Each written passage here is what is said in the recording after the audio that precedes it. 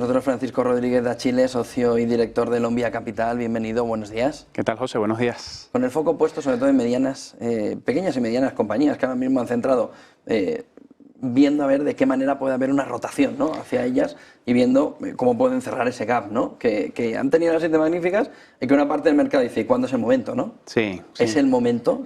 ¿Cómo aprovechar esa ventana de oportunidades histórica, ¿no?, que nos está dejando ahora mismo la diferencia de valoración? Claro, claro.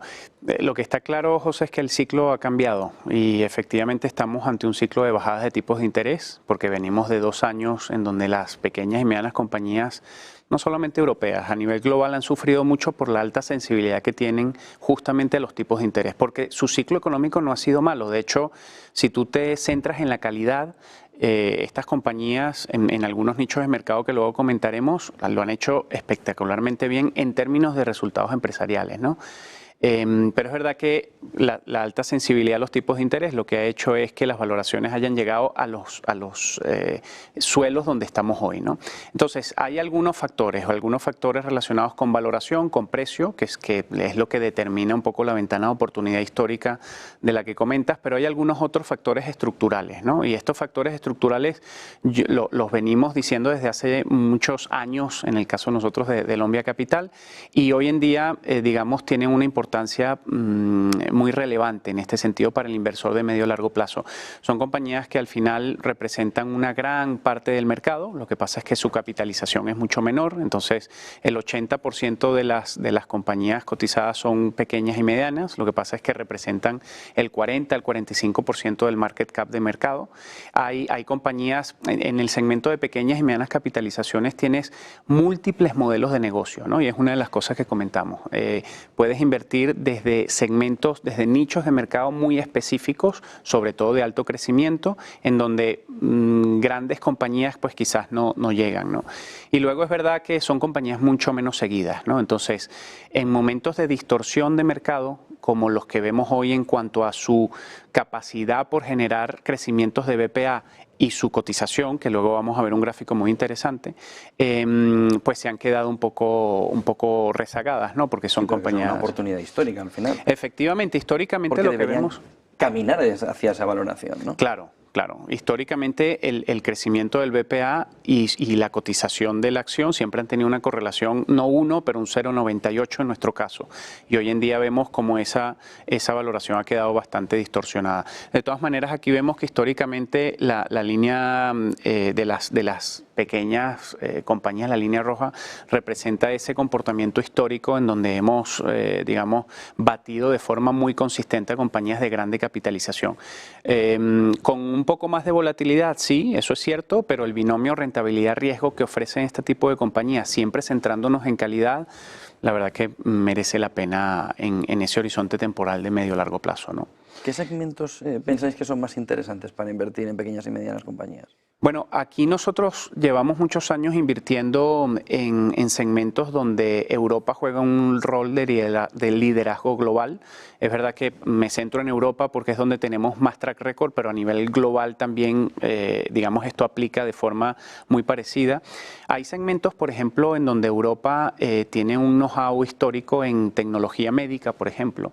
Yo no sé si sabes, José, o si saben los que nos escuchan, que aquí en Europa tenemos una de las mejores tecnologías médicas en cuanto a conteo de células de ADN para personalizar tratamientos de ADN para enfermedades autoinmunes, como una compañía danesa que tenemos en cartera, hace conteo de células de ADN de forma automatizada, o sea, no hay intervención manual por parte del médico, con lo cual no hay margen de error en ese sentido.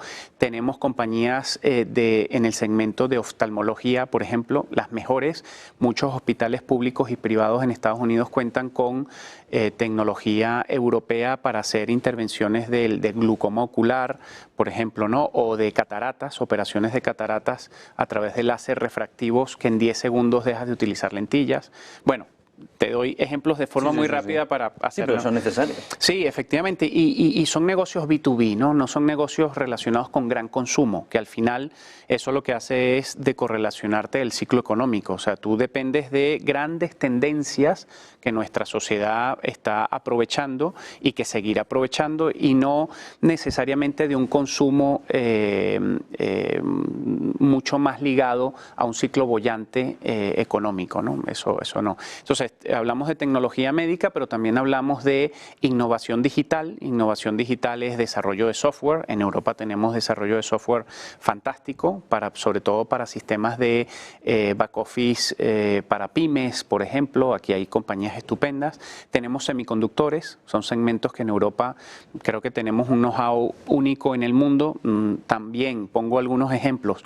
En Europa tenemos en semiconductores compañías que nosotros tenemos en cartera, semiconductores que hacen el ensamblaje del semiconductor, únicas en la industria, con un negocio muy monopolístico y en donde necesitas mucha inversión en I+D, en innovación, para de alguna manera desarrollar ese know-how tan importante, ¿no? Los semiconductores van a seguir jugando un rol en nuestra sociedad importantísimo, porque hace 20 o 30 años los semiconductores estaban solo en los ordenadores y hoy en día está en todo, prácticamente lo que tocamos a nivel de tecnología, ¿no? Entonces, bueno, la tendencia es de seguir creciendo y Europa allí juega un rol, como decía antes, de liderazgo global muy interesante. Y luego, por cerrar un poco la idea, tienes tecnologías climáticas, electrificación, que es una tendencia muy interesante últimamente.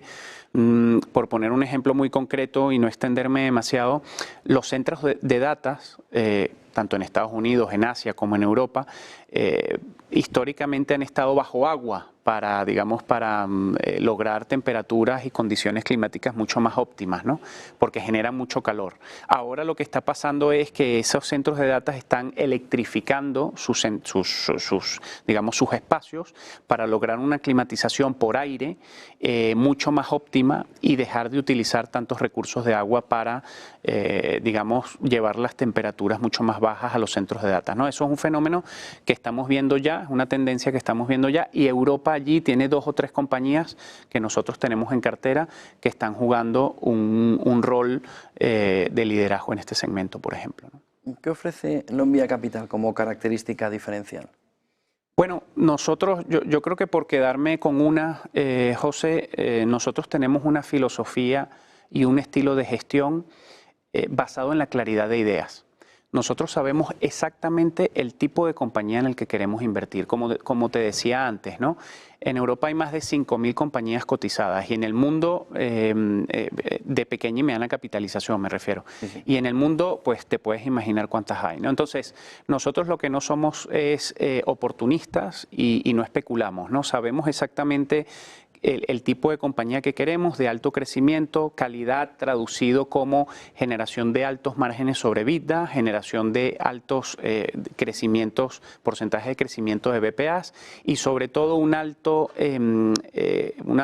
digamos, inversión muy alta en innovación. Cuando tú inviertes mucho en innovación, tus barreras de entrada se fortalecen y tus ventajas competitivas son cada vez más importantes, ¿no? Entonces, me quedaría con una filosofía, un estilo basado en la claridad de ideas, sabiendo exactamente qué queremos, y luego nuestro track record evidentemente nos avala, ¿no? en este segmento. Llevamos más de 16 años, nuestro equipo, más de 16 años gestionando y seleccionando compañías en este segmento, que ha hecho, digamos, que nuestras rentabilidades sean muy consistentes.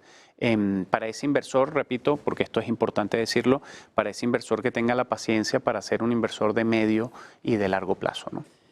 ¿Sobre qué estrategias concretas aterrizaríamos estas oportunidades que hemos visto y esa filosofía de inversión de Lombia? Sí, nosotros en Lombia Capital somos muy especialistas, ¿no? Y para quien nos conozca un poco menos, nos dedicamos únicamente a eso, ¿no? A seleccionar pequeñas y medianas compañías, no solo en Europa, sino también a nivel global. O sea, hace 2 o 3 meses lanzamos una estrategia también de pequeñas y medianas compañías globales. Lo que pasa es que es una estrategia a nivel de volumen muy pequeñita que estamos empezando a hacer crecer. Como estrategia concreta está nuestro fondo, el Lombia Mid Cap Europe, que es un fondo europeo de pequeñas y medianas capitalizaciones, traspasable para el inversor español, por encima de los 200 millones de activos bajo gestión, y que justamente aprovecha de esa expertise de todo nuestro equipo de más de 16 años para seleccionar los mejores modelos económicos europeos capaces de convertirse en los campeones globales del mañana a través de ese crecimiento y ese nivel de innovación constante en el que están involucradas, ¿no? Muchísimas gracias por toda esa fotografía. Francisco Rodríguez de Achille, socio y director de Lomia Capital. Buen día y buen negocio. Gracias, José, como siempre.